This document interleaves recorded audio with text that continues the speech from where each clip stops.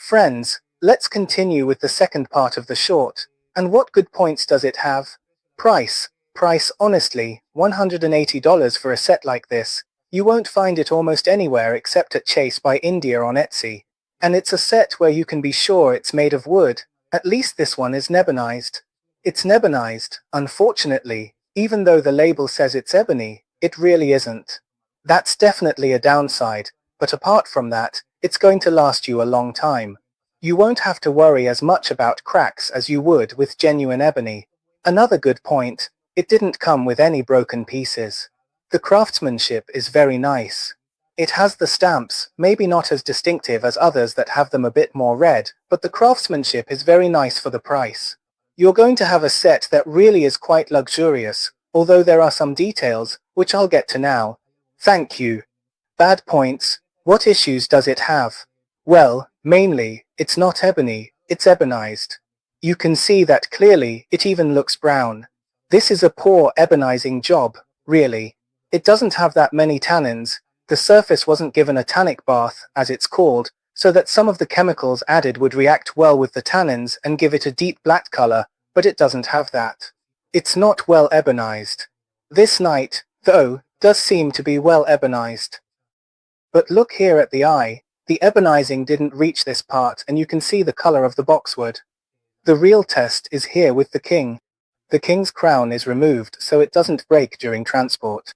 And look, there's the color of the boxwood, a creamy shade. It's clearly not ebonized. I also did a test with isopropyl alcohol to see if it would fade, and it's not ebonized. I did tell the seller, but oh well. For the price, let's say you actually get a bit more. Because of the craftsmanship. What do I mean by craftsmanship?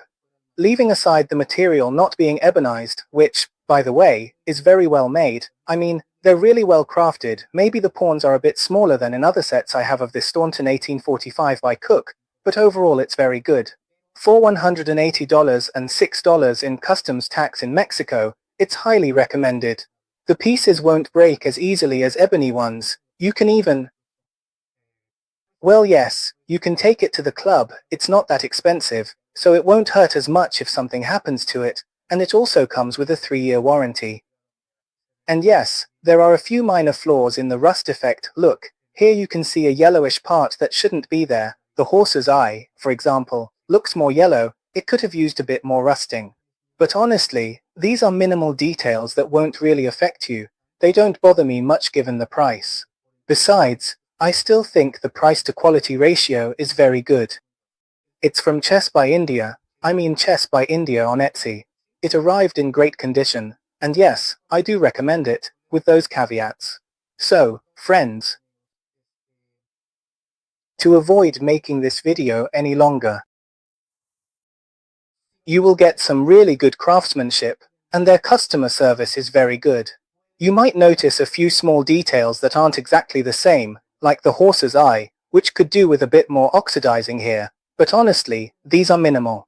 For the price, even knowing that they could have been lacquered, or that the label could have been better, I would still buy it. What did bother me a little, though, is that the seller tells you it's lacquered and you believe it, but now I've seen that it's not.